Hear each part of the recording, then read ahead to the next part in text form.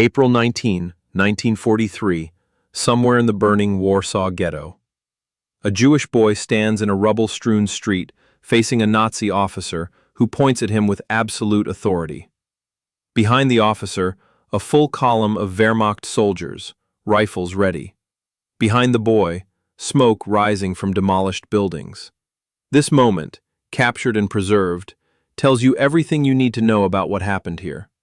The Nazis came with 2,200 troops expecting compliance. Instead, they got 27 days of the most impossible resistance in World War II. That boy? He represents 750 Jewish fighters, most under 25, who held off the Wehrmacht with 59 pistols and homemade grenades. SS General Jürgen Stroop promised Hitler the ghetto would burn in 3 days. 3 days became 27. The weapon that changed everything wasn't the guns. It was the refusal you see in that boy's stance, the decision to face the pointing finger, the barked orders, the overwhelming force, and not move. This is that story.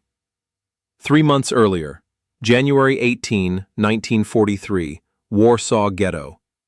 Mordecai Anielewicz wasn't supposed to be a warrior, philosophy student, quiet, thoughtful. But Heinrich Himmler's order arrived that week. Total liquidation of remaining Jews. Second deportation wave begins. The ZOB, Żydowska Organizacja Bojowa, the Jewish Combat Organization, had been forming in secret. 750 fighters, most under 25 years old. Anielewicz became their commander not because he wanted it, but because someone had to. The Mauser pistol came through Warsaw's sewer system from the Polish Home Army, cost more than most families saw in a year. On January 18, something unprecedented happened. The Nazis came for deportations. The ZOB fought back. Coordinated resistance, gunfire. Germans withdrew, shocked, delayed the deportation for weeks. Emanuel Ringelblum, the ghetto's secret historian, documented it in his hidden archive. First organized Jewish armed resistance in occupied Europe. The fighters learned something crucial that day. Organized defense was possible. Even hopeless odds could be resisted. That success became their blueprint. February through March 1943. The arithmetic was brutal. Nazi documentation, meticulous, efficient, horrifying, showed 265,000 Warsaw Jews already murdered at Treblinka. The ghetto population, 60,000 remaining, crushed into 1.3 square miles. Families packed into rooms, starvation everywhere. But underground, the ZOB worked. Weapons smuggled piece by piece, 9 rifles total, 59 pistols, 600 grenades, most homemade in basement workshops. Anielewicz mapped the ghetto's secret. 631 bunkers and hiding places, many connected by tunnels dug through basements and sewers. A hidden city beneath the city. General Stroop received his orders in early April. Final action scheduled for April 19, the eve of Hitler's birthday. A symbolic gift to the Führer. Stroop's daily reports to Himmler still exist in archives, preserved by Nazi efficiency. The fighters counted their ammunition bullet by bullet, passed the Mauser pistol person to person during training. Only one gun for practice. Each fighter got maybe 10 minutes holding it, learning the weight, the trigger pull. That's all they had. One fighter later remembered the smell, gun oil mixed with mildew from the bunker walls. If you're thinking this sounds impossible, wait. April 18, 1943, evening. Passover begins at sunset, the Jewish holiday commemorating freedom from slavery in Egypt. The irony wasn't lost on anyone. Stroop briefed his 2,200 troops with total confidence. Jews are cowards. They will board the trains willingly. This action will take 3 days maximum. His official report, typed and filed, stated it clearly. 3 days. Routine operation. That same night, Anielewicz positioned fighters at 22 intersections across the ghetto. Rooftops, windows, basement positions. The Mauser pistol moved from fighter to fighter, each one holding it for a moment, drawing courage from its weight. Some touched it like a talisman. The weapon had become more than metal. It was proof they'd chosen to fight. Stroop's documented quote, preserved in his reports, "Untermenschen have no capacity for organized resistance." He believed it completely. His intelligence maps showed Nazi entry routes. What they didn't show, ZOB ambush positions planned for months, Molotov cocktails lined up in basement workshops, bottles filled with gasoline, rags stuffed in tops, homemade explosives wrapped in newspaper. Outside, the ghetto appeared quiet. Families hidden in bunkers, streets empty. At 6 in the morning, both sides would discover which version of reality was true. The 3-day promise was about to collapse in 3 hours. April 19, 6:18 a.m. The Mauser pistol barks from the third-floor window on Mila Street. The Nazi column entering the ghetto expects evacuation procedures. Instead, coordinated ambush. Gunfire erupts from multiple positions. Molotov cocktails rain from rooftops. 2 German tanks damaged in the first 20 minutes.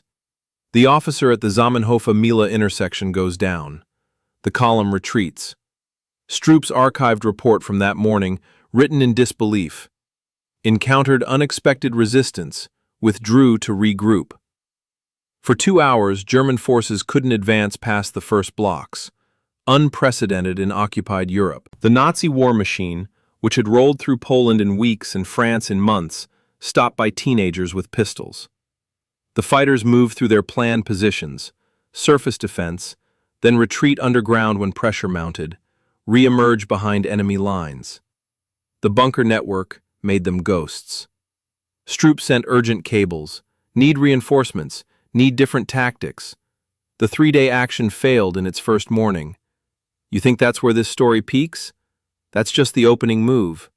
The twist nobody saw coming. The Nazis would throw everything they had at this one city block for the next 26 days. Flamethrowers, artillery, systematic demolition, and still, the fighters would hold. The pistol that fired that first shot became legend. But the real weapon was something else entirely. April 19, afternoon. Stroop's second cable to Himmler arrived desperate. Send flamethrowers and artillery. Public record shows he committed 2,054 troops, 36 officers, tanks, and howitzers, against a ghetto of starving civilians and teenage resistance fighters. The Mauser pistol rotated between combat positions. Not for firepower, they didn't have enough ammunition for that, but as a psychological anchor. Fighters passed it through the tunnel network. Seeing it meant the command structure still held. Nazi tactics shifted from evacuation to demolition. House-to-house destruction begins. April 20 was Hitler's 54th birthday. Warsaw's resistance became an embarrassment to the Reich. How do you explain to the Führer that Untermenschen are still fighting? Between positions, fighters shared a single canteen, recited prayers, waited for the next assault. Radio intercepts documented Nazi confusion. Commanders reporting enemy positions, then losing them when fighters vanished underground. Stroop's frustration leaked into his reports. Enemy displays unexpected tactical coordination. The Germans controlled the streets but couldn't control what they couldn't see. One fighter remembered the sound, constant demolition, buildings collapsing, but between the crashes, silence. The kind of quiet that makes you count your own heartbeats. The kind that means you're still alive when you shouldn't be. The bunker network was the real secret weapon. 631 hiding places, most connected. Germans searching above while resistance moved below. It's not about the gun. It's about knowing the ground. April 21 through 25. The Nazis discovered the bunker system was bigger than any intelligence predicted. Stroop's reports show growing frustration. Enemy vanishes into underground network. Attempts at encirclement, ineffective. Anielewicz commanded from Bunker 18 on Mila Street, ZOB headquarters. The tactic worked in cycles. Fight on the surface until German force became overwhelming. Retreat through tunnels. Re-emerge behind enemy positions. Hit them from angles they'd already cleared. Historical records confirm 631 bunkers were eventually discovered, most interconnected through basements and sewers. The Germans controlled the streets, but they couldn't control the underground. The Mauser passed through the tunnel system as a communication symbol. When it arrived at a position, fighters knew the command structure still functioned. Someone later described the tunnels: pitch black, water ankle deep, the smell of sewage and smoke mixed together. You crawled through that to stay alive. The Germans brought in engineers to map the underground, but the fighters knew every passage, every connection. They'd spent months preparing. One Nazi report admitted what they'd never said before: terrain advantage belongs entirely to the enemy. Think about that. The most powerful military in Europe, admitting teenage Jews with pistols, owned the battlefield. This wasn't luck. This was preparation meeting impossible courage. The twist that makes this unbearable: they knew they couldn't win militarily. The math didn't work. But they could choose how the story ended. That choice, that refusal, became the weapon the Nazis couldn't fight. April 23. Stroop's solution arrived in writing. "We will pull the ground out from under their feet." Official order: systematic burning, block by block. If you can't dig them out, burn them out. Nazi forces deployed flamethrowers and incendiary bombs. The ghetto became an inferno. Stroop's report from that day, archived and chilling: only solution is total destruction of all structures. The temperature in the underground bunkers climbed past 120 degrees Fahrenheit. Oxygen depleted as smoke filled the tunnels. Anielewicz relocated command as sections became uninhabitable. Fighters made impossible choices: stay hidden and suffocate, or emerge into flames. Some positions held for days inside burning buildings. Others moved through tunnels filled with smoke so thick you couldn't see your hand in front of your face. One survivor described hearing the roar of fires above while crawling through water below. The contrast so surreal it felt like different worlds occupying the same space. Stroop's April 23 cable to Himmler showed what he wouldn't admit publicly. Enemy prefers death in flames to capture. Resistance continues despite fire strategy. The silhouettes of fighters against flames became the iconic image of the uprising: desperate, defiant, impossible. The Nazis believed burning would end everything in days. False certainty. The fires raged for weeks, and through it all, gunfire still cracked from the ruins. You're wondering how long this can continue. Everyone was, including the fighters. But surrender wasn't in the equation. The Mauser kept moving through surviving tunnels. As long as it circulated, the fight continued. As long as anyone held it, hope hadn't died. May 8, 1943. 19 days into what was supposed to be a 3-day operation. Stroop finally located the main ZOB command bunker, 18 Mila Street. Gas grenades pumped into the entrance. Smoke. Chemical fog. The choice became immediate: die by gas or die by bullet. Historical record confirms what happened next. Anielewicz and over 100 fighters chose how they'd go. The Mauser pistol found beside Anielewicz's body told the story. His preserved letter, written days before, contained one sentence that still echoes: "My life's dream has been realized. Jewish self-defense has become a fact." Over 100 fighters died in that bunker. None surrendered. When German soldiers entered, they found bodies arranged deliberately, weapons beside them.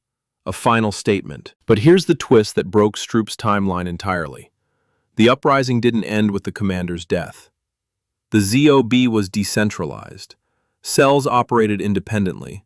Killing the head didn't kill the body. Fighting continued across the ghetto for another week.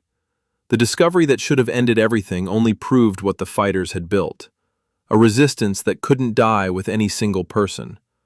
One German report stated with something like awe, "Despite elimination of central command, organized resistance persists." The bunker at 18 Mila Street became a tomb and a monument. The Mauser cataloged as evidence, proof that this impossible thing had happened. Teenagers with smuggled weapons had held off the Wehrmacht. The command structure collapsed, but the refusal didn't. That distinction matters. You can kill the commander, You can't kill the choice to fight. That's the part that haunted Stroop's reports for the rest of the operation. May 1st through 15th. Combat continued despite command structure collapse. Stroop's meticulous accounting, preserved in archives, 16 German soldiers killed, 85 wounded. Jewish casualties, over 7,000 dead, 56,000 captured or killed. The numbers look like a massacre, and they were. But here's the impossible mathematics that nobody expected. The uprising lasted 27 days. Context matters. Poland's entire national defense in 1939 lasted 28 days, with a full army, tanks, air force. The Warsaw Ghetto held for 27 days with pistols and homemade grenades. France, with one of the world's most powerful militaries, fell in 46 days. Let that settle in. Jewish teenagers with 59 total pistols held out more than half as long as France. The comparison isn't fair to anyone, but it reveals something about what defeat means. Militarily, the ghetto lost. Strategically, symbolically, psychologically, they won something the Nazis couldn't destroy. The myth of German invincibility cracked in Warsaw's ruins. Other occupied populations noticed. If Untermenschen could fight back for 27 days, what else was possible? The uprising became evidence that resistance worked, not in winning, in refusing to lose quietly. Stroop's reports grew increasingly defensive as the operation stretched on. Each day beyond 3 days became embarrassing. Each day beyond a week became impossible to explain. By day 27, it was a disaster for Nazi propaganda. How do you claim master race superiority when teenagers armed with bottles of gasoline hold you off for a month? The Mauser pistol, recovered and catalogued, became exhibit evidence. Physical proof that this happened. That 17 firearms in the right hands, wielded by people who refused to disappear, could rewrite Nazi battle doctrine. The military defeat was total. The symbolic victory was eternal. May 16th, 1943, Stroop ordered the Great Synagogue destroyed as symbolic closure. The building stood outside the ghetto walls, untouched by combat. He demolished it anyway. His official telegram to Himmler that evening, "The Jewish quarter of Warsaw is no more." The photograph of that explosion still exists. Stroop kept it in his personal collection, but reality didn't match his declaration. Scattered resistance continued into summer. Fighters in bunkers still harassed German patrols. Some held out until August. The cost to the Reich: 27 days of combat, massive resource commitment, and international attention they didn't want.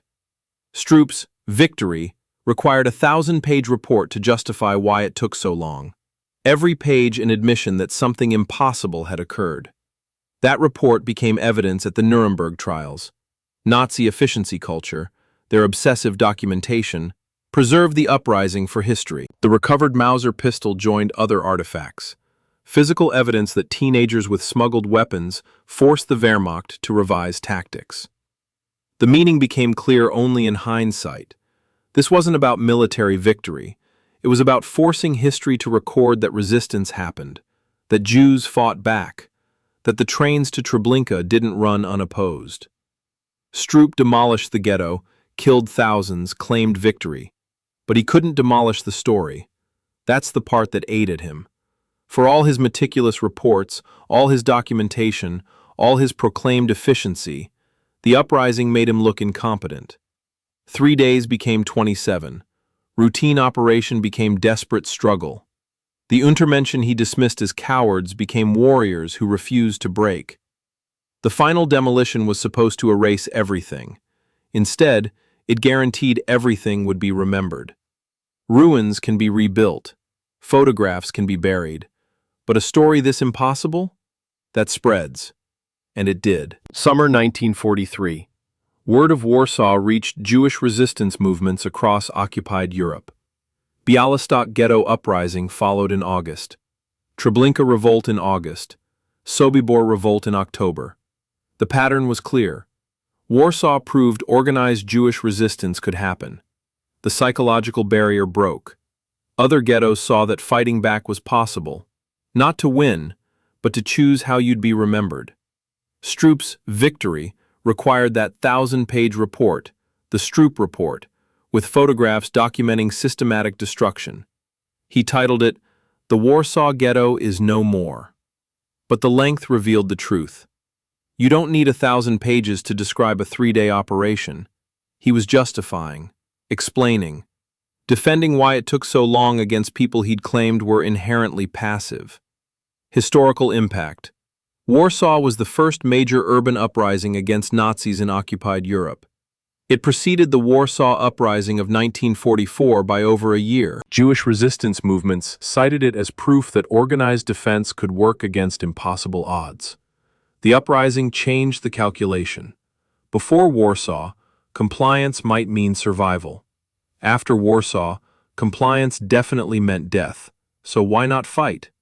Emanuel Ringelblum's secret archive, the Oneg Shabbat collection, was buried in milk cans before the ghetto fell. Recovered after the war. Ringelblum's documentation proved the uprising was planned, organized, and executed with full knowledge it couldn't succeed militarily. They fought for the historical record. They fought so the story couldn't be forgotten. The personal cost was absolute. An entire generation of young Jews martyred. The ZOB leadership, almost all under 30, wiped out. But the cost to Nazi legitimacy? Permanent. The myth of Jewish passivity destroyed. The myth of German invincibility cracked. For 27 days, teenagers proved that even hopeless resistance changes history. May 1943 through 1951. Stroop's detailed reports became his conviction. In 1943, immediately after the uprising, he was promoted. Nazi high command rewarded his efficiency in suppressing resistance. His 1,000-page documentation became required reading in SS circles, an instruction manual on handling urban resistance. But the war turned. Germany lost. 1947, Stroop captured by American forces, extradited to Poland for trial.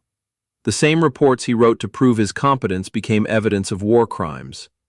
Every meticulous detail, every burned building, every casualty figure, every day the operation extended, used against him. The irony is brutal. Nazi efficiency culture, that obsessive documentation of everything, preserved evidence of atrocities. Stroop's Nuremberg testimony tried to justify the operation. Failed completely. 1951, executed in Poland specifically for the Warsaw Ghetto destruction. The man who demolished the ghetto died because he documented it too well. His reports remain the primary historical source for the uprising. German perspective, German numbers, German admission that resistance exceeded all expectations. Without Stroop's compulsive record-keeping, much of the uprising's timeline would be lost. The Nazis' cultural need to document everything became the evidence that convicted them. The photographs Stroop collected? Now iconic images of Jewish resistance. The daily reports? Now proof of German war crimes. The whole 1,000-page monument to Nazi efficiency? Now a testament to Jewish courage. The twist that Stroop never understood. You can't both document and erase history. Documentation preserves. And once preserved, the story controls its own meaning. The meticulous Nazi machine that recorded everything, troop movements, casualty figures, operational timelines, created an unchangeable record. The same efficiency that enabled genocide created the evidence that would judge it. Stroop's legacy isn't the ghetto he destroyed. It's the uprising he couldn't erase, preserved forever in his own words. Present day. The Mauser C96 pistol sits behind glass at Warsaw's Polin Museum of the History of Polish Jews. Preserved. Displayed. The weapon that fired one of the first shots in the uprising. Visitors stand in front of it, reading the placard. April 19 is now Yom HaShoah, Holocaust Remembrance Day in Israel. The date chosen specifically to honor the Warsaw Ghetto uprising. 750 fighters with 59 pistols entered permanent historical record. Museums, memorials, scholarships, books, films. The story that was supposed to disappear became immortal. The moral weight of Warsaw isn't about military victory. It's about choice. Die waiting for the trains, or die fighting. Die as victims, or die as warriors. The fighters chose how they'd be remembered. Anilevich's last letter gets quoted in Holocaust education worldwide. My life's dream has been realized. The dream wasn't survival. It was Jewish self-defense becoming fact, proving resistance was possible, changing the historical record from passivity to action. The final transformation of the object from the opening, that pistol was once just smuggled metal, purchased at outrageous cost through black market channels. Now it's a symbol of impossible courage, of refusal to disappear quietly, of teenagers who rewrote how we understand resistance. The Germans had tanks, artillery, flamethrowers, systematic doctrine. The Jews had pistols, bottles of gasoline, and the absolute certainty they'd die. One side had everything, the other had nothing to lose. That imbalance created something the Nazis couldn't account for in their strategic planning. People who fight hardest when defeat is guaranteed. The lesson Warsaw taught, and this is the part that echoes forever, it wasn't the weapon that mattered. It was the refusal, the choice, the decision that being erased from history was worse than dying in flames. That some things are worth fighting for even when you can't win, especially when you can't win.